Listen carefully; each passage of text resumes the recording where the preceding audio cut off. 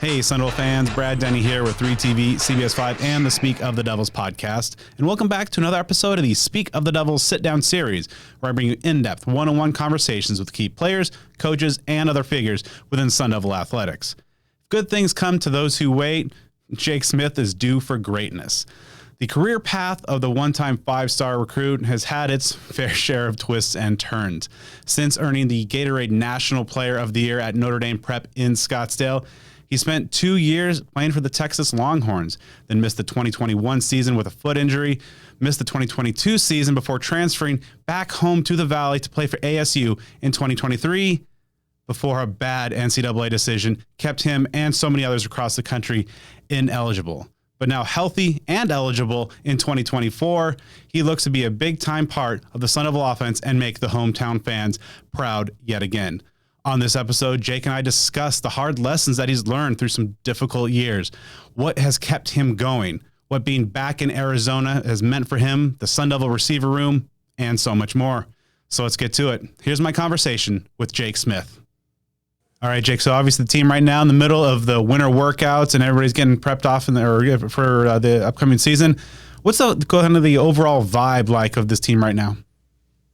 The vibe's been great. We're Coach Dillingham, the first meeting that we had, like January 5th or 6th, something like that, talked about changing the culture and taking it up a notch. And I think everyone's embraced that and truly tried to do that. So I think the vibe's been great. Everyone's getting along and working really hard, and we're having fun doing it. Obviously going through last season and now this year, you mentioned kind of taking that culture up a notch. What early on, obviously in the first 6 weeks or so, how have you seen that culture differ from last season now to the early part of 2024? I mean, I think it started out with, for example, if you relate to a workout, last year there were consequences, but I feel like they weren't as harsh and weren't held up to the standard that they should have been. And this year, the standard is higher and there are those consequences. And that's how it started out.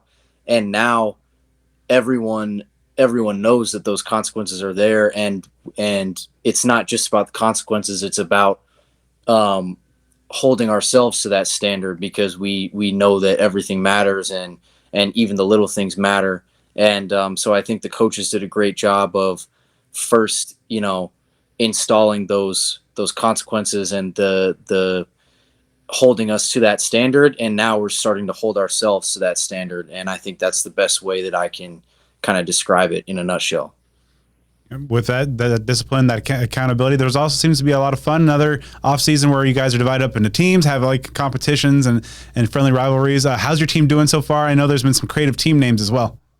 Yeah. They do an awesome job with, like I said, we working really hard, but also making it fun. Coach Dillingham loves to and believes in having fun. And so, yeah, we've got our teams going right now. My team is we started out kind of slow, but we're making up some ground. We're like middle of the pack. I think we're in 5th or 6th place right now, something like that.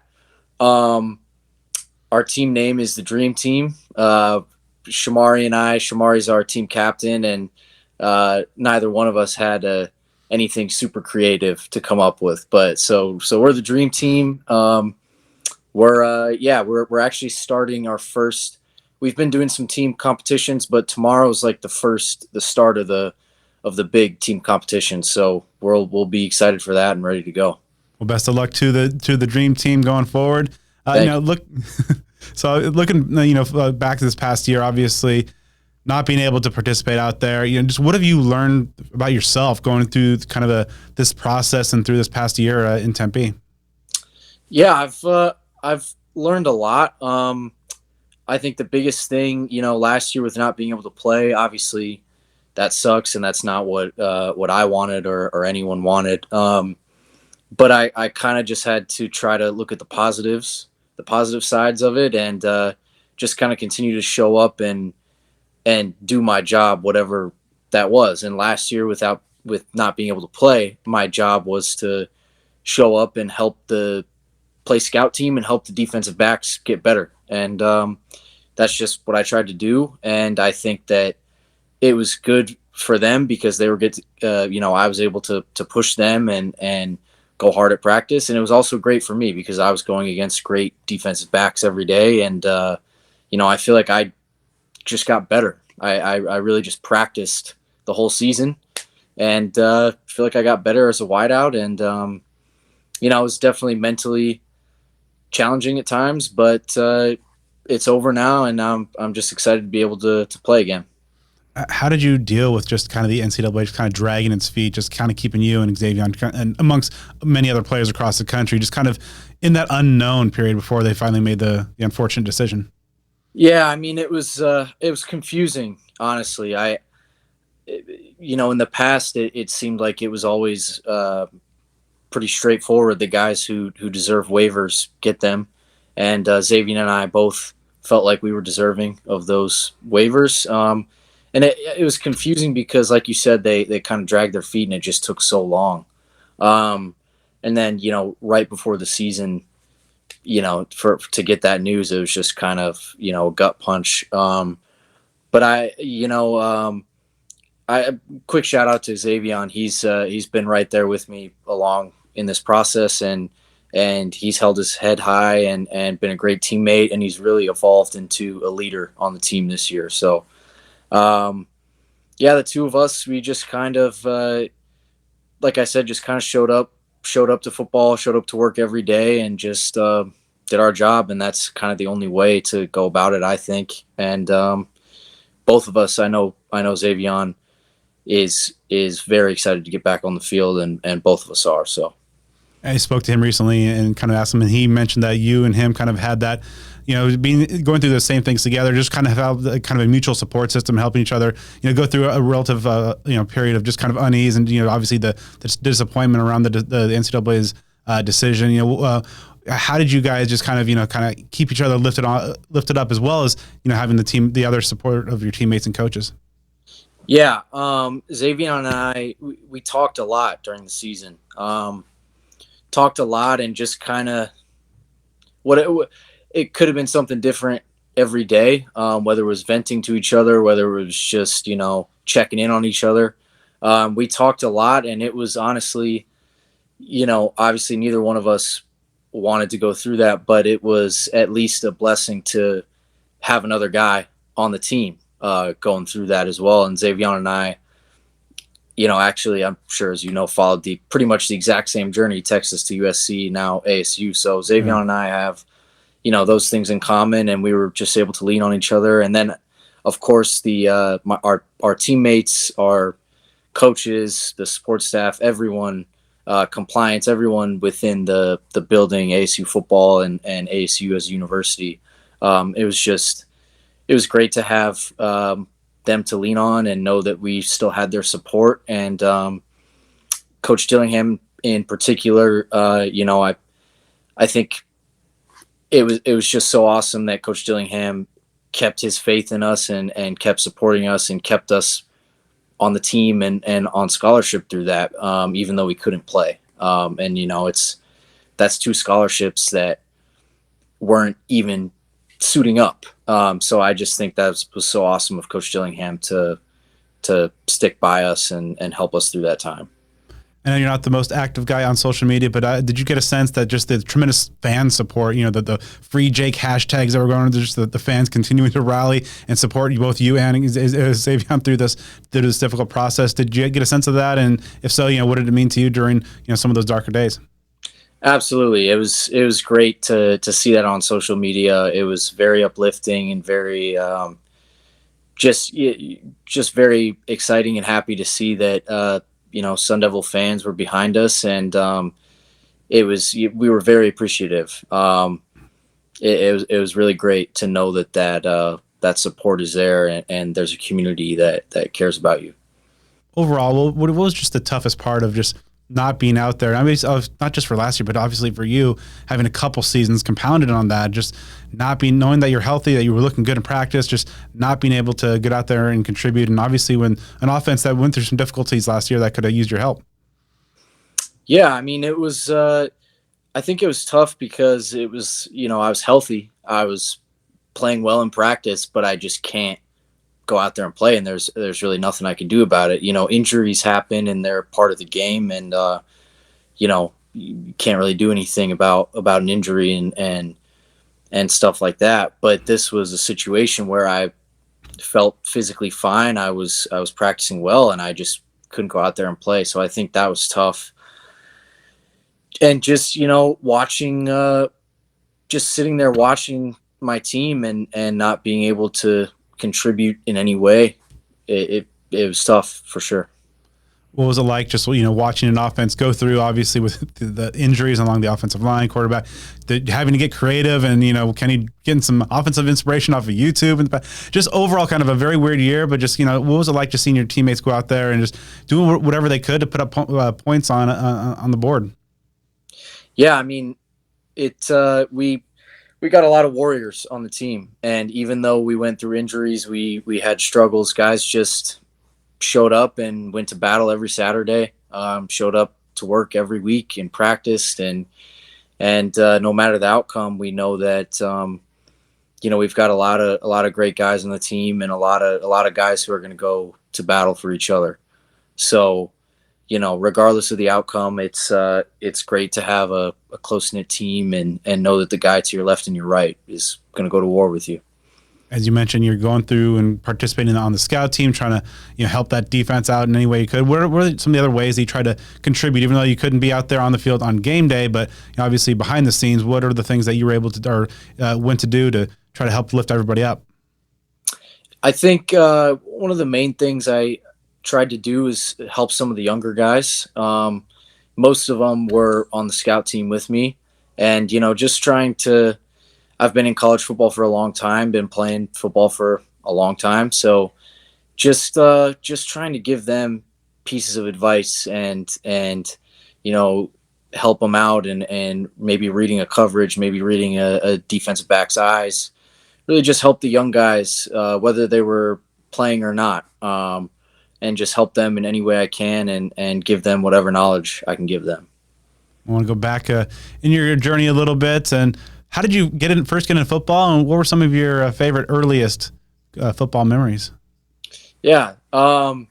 So I actually didn't really play football for as long as some guys growing up. I was kind of bounced around from a few sports, started with soccer, and then eventually I got into club baseball, and I was mostly a baseball player. And we would play almost year round, except for a couple months in the winter. And one year we decided, as a baseball team, hey, let's go play football while we're not playing baseball year round. So we just created our own little team. I think it was 8-on-8 in the NYS Youth League.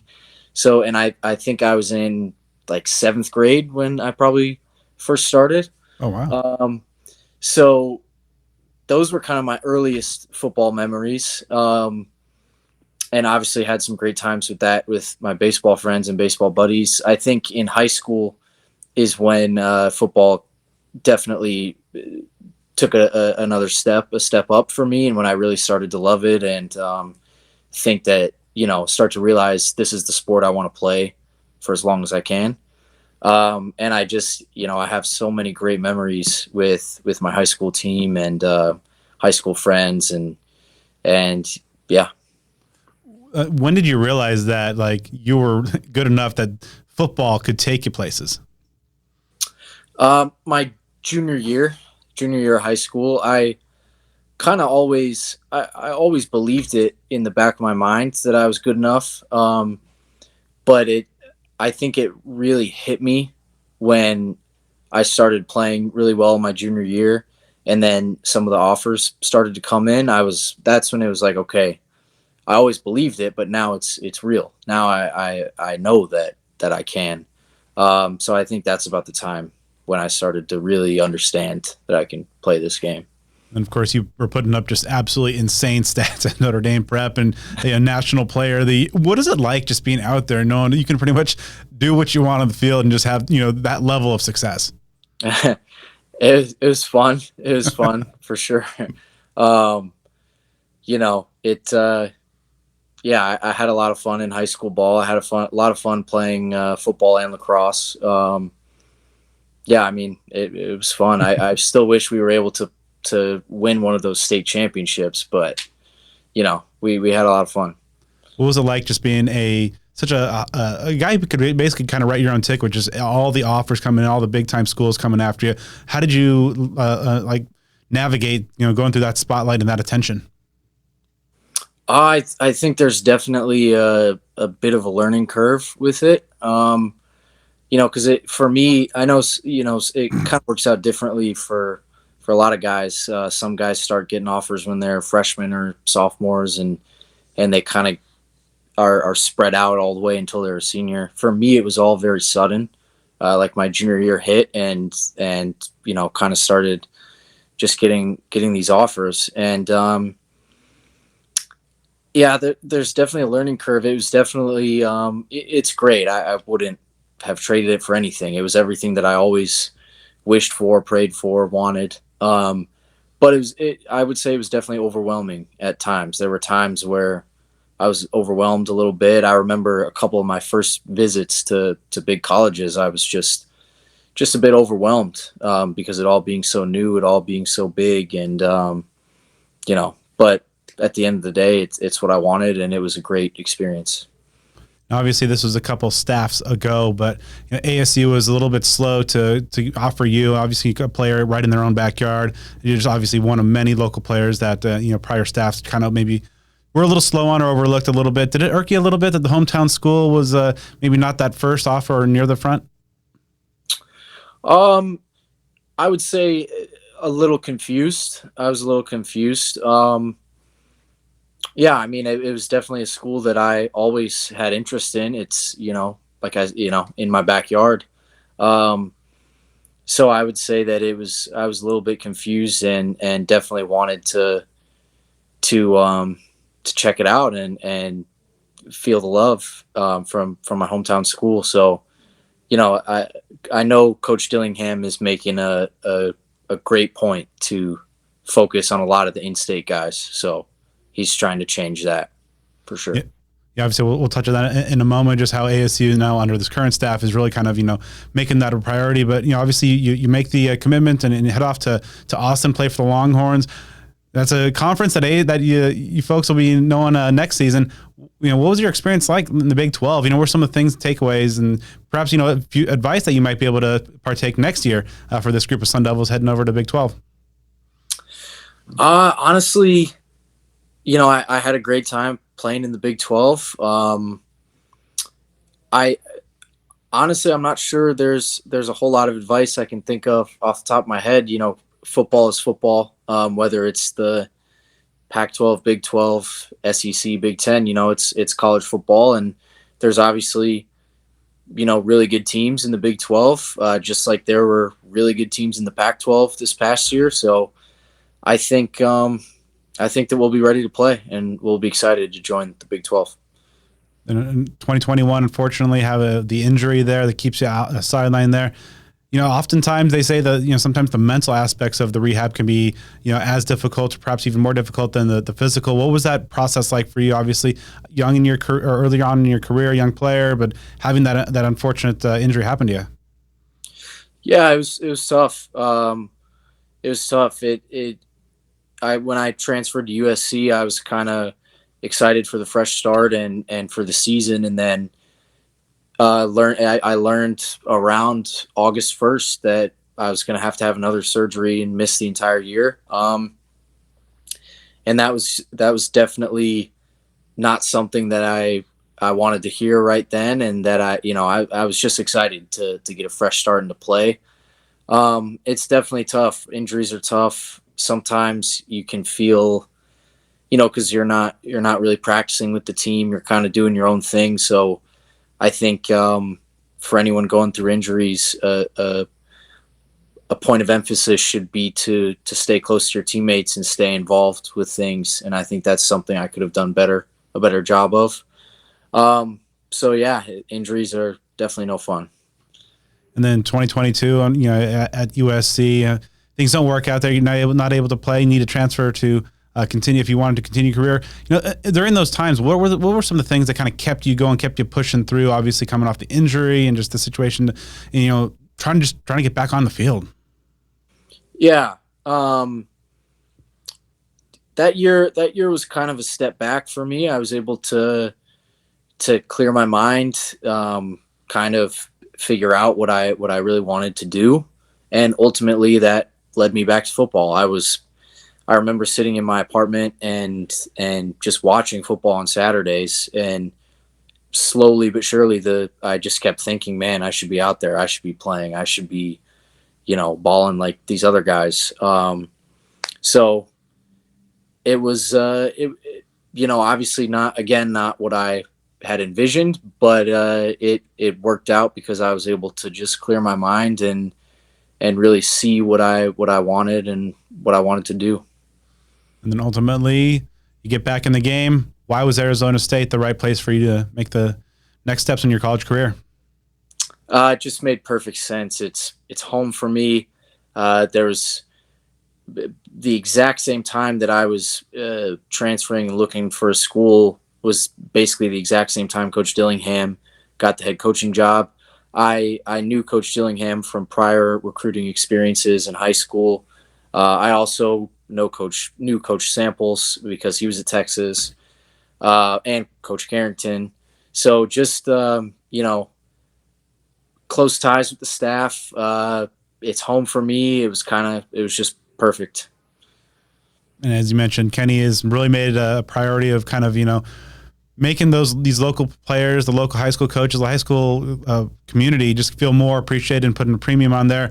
What's it been like knowing that, your school and your hometown school is now making those hometown players a priority? It's great. It's great. I remember when I was in high school, I used to see, people talking on Twitter about how great the recruits are in Arizona, and all the great recruits would leave the state of Arizona. And just knowing that if you can secure the top 15 targets, recruits in Arizona, you're going to be good, and they're elite players, and you can win with those guys. You're still, you might have to go get a few other guys from other states, but if you can win your state, if you can win the state of Arizona, you're going to have a lot of great players. So I think it's encouraging, and it's exciting to see Coach Dillingham making an emphasis on that. And I'm excited for the next generation of Arizona high school recruits, and hope that Arizona State ends up being the place for most of them. Outside of the football aspects, just what have you enjoyed most about just being back home? A lot. I mean, it's my home. It's so familiar, and just, I'm not sure the right word I can use to describe it other than home. It's my home. It's great to be around my parents, to be able to come home for home cooked meals. My parents' house is only about a 20-minute drive from campus. And then the weather, great. It's great to be back in this weather. There's so many things, but I would say just home. What Valley food spots are you most glad to be back to? Valley food spots. That's a good question. I don't honestly. I eat at home a lot. I eat at home a lot, and I eat Chipotle a lot. Okay, good. All right. What's the go-to order that Chipotle? I'm a big Chipotle fan myself. Okay, I mix it up, but my go-to order is usually a steak burrito with some fajita veggies, some hot sauce, lettuce, and of course the chips and guac. Oh, perfect. Good stuff there. Yeah. All right. So looking ahead, obviously you have a year under your belt as a Sun Devil. Kind of the first year with some ups, but a lot of the obstacles that were thrown at this program. How did you see Kenny Dillingham his first year leading a program? How did you see him kind of navigate these choppy waters as he continues to build for a brighter future? Coach Dillingham, he's so passionate, but he's also he shows up and he's the same guy every day. There's not a ton of emotional ups and downs with Coach Dillingham. Whether we win a game or we lose a game, he's going to show up on Sunday morning, Monday morning, and he's going to be the same happy, excited, goofy Coach Dillingham that we all know and love. So I think that that was great to see. I think for the players, the team, the coach, everyone in the building, the players, to see that, hey, even though we lose a game, the head coach is going to show up and he's still going to be the same guy. He's still going to be happy. He's still going to be who he is. So I think that was great by him, and I also think that he's so passionate. He just wants to win. He wants to do things right. He loves his guys, and having a passionate leader is where it all starts. So I think that's another thing that he does really well. You have a new offensive coordinator in Marcus Arroyo. Obviously, he's only been here around here for a few weeks now, but early impressions of your new OC. He's awesome. I'm really excited to get to learn under him. We're gonna start getting underway with football here pretty soon, so I'm really excited to just get to learn under him. He's another great dude, and we're still getting to know him, but I'm very excited to get to play for him and learn a bit about his offense and really get going. Yeah. You mentioned Coach, your pre-existing relationship with Coach Samples, and now that you have a year, working under him in that wide receiver room, what kind of jumps out about him as both a coach and also a guy who can develop and raise his players' games? Yeah, Coach Samples, I think he learned a ton when the last time I saw him was at Texas when he was a graduate assistant, and then obviously he went off and was at a few different places. I think SMU, he was with the Rams for a little bit. And I think he really just learned how to be a leader, and he's a great leader of men and a great leader for our room. And he's also I learned a ton about just playing wide receiver. He knows a ton about the technical aspects of the game and footwork and where to be in zones and all that type of football stuff. So very excited to get another year under Coach Samp. That's yourself is part of a really loaded wide receiver room with mostly everybody coming back and some intriguing young players as well. Overall thoughts about just this 2024 group of Sun Devil wide receivers? I think it's an amazing group. I think it's a great group. We're, like you said, I think we're loaded. We've got a ton of great athletes, pass catchers, a little bit of everything. I'm just really excited. And I think the best part is we're all really close. We're all good friends. We get along great. It's a great group. I'm really excited.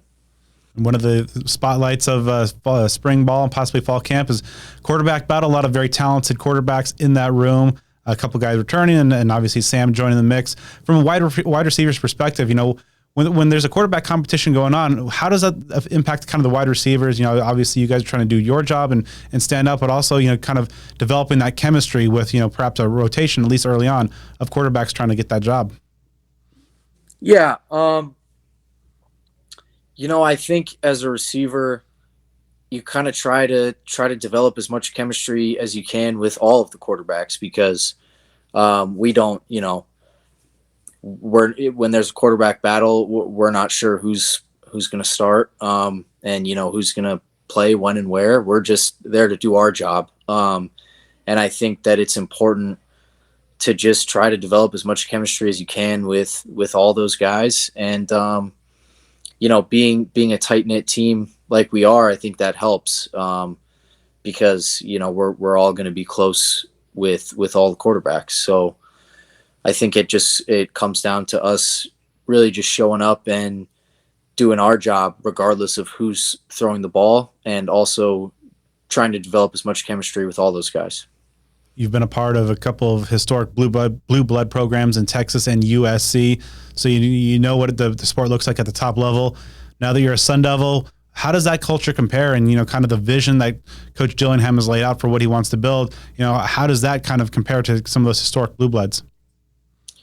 Yeah, it's I think that he's doing everything right in his own vision, and regardless of a historic blue blood or not, I think that you can build that culture wherever you are, because it's about the people, and I think he has a great vision, and I think that we're on the right track, and maybe sometime down the road we'll be a blue blood. Arizona State will be a blue blood eventually. So a few months down the road, August 31st, cleared finally and ready to play ball.